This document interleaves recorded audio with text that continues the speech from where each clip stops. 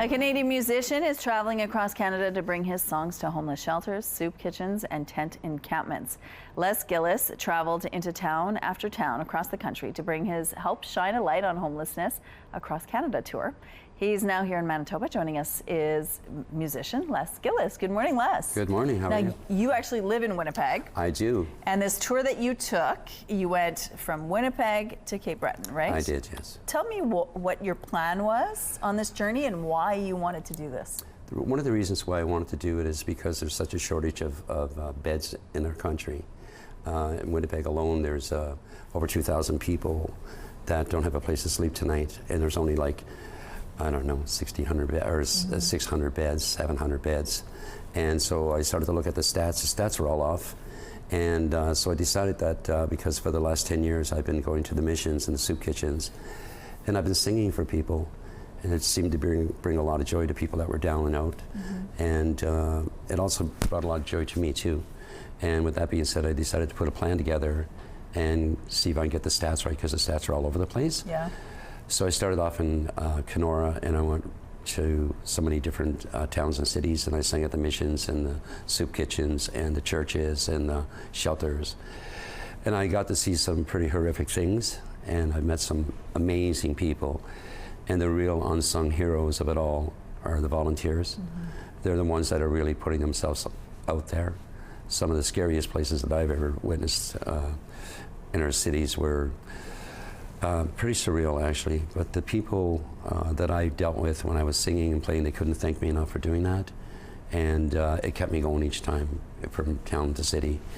And I have memories that will probably last a lifetime too. That's beautiful. So describe to me the sense that you would get set up in a shelter or in a a place where you were going to perform. You get set up there, you sit down, and then once you start playing, the response you got from your audience there. Well, it was like somebody lighting a candle. All of a sudden the heads are coming up, the foot is moving, people are clapping, Really? had people singing along.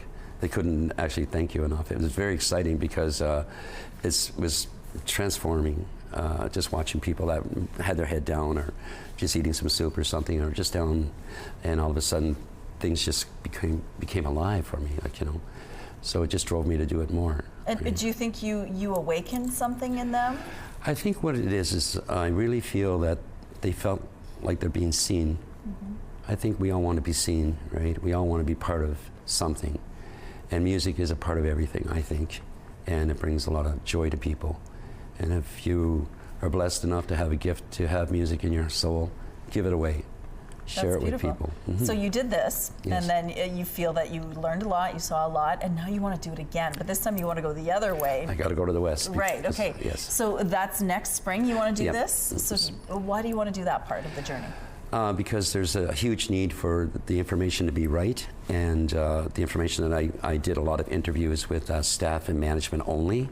I did video interviews. I want to put a documentary together when it's all said and done. I didn't exploit anybody. I didn't interview or take photos or any of people that were down, that are in need. I realized that there's probably about at least 65 to 70% of the people that are out there are dealing with a mental illness. Okay. There's drug addictions, of course, there's alcohol, there's poverty, there's lots of soup kitchens, there's thousands and thousands of people that are in need, and I really think there should be an intervention through our government. Should have an actual task force to deal with this issue only. It's the people of our country that really need help, and stop putting Band-Aids on things. So now you need some cash to make this happen. We're almost out of time already. Yeah, sure. What do you hope people can do to support you? Well, if you'd like to support me, that would be great, which a lot of people have done before to get me there and back. I'm not looking for money for shelters. I'm just looking for transportation, place to sleep, something to eat, that type of thing. So you can donate if you'd like to at shelterus, one word, @yahoo.com.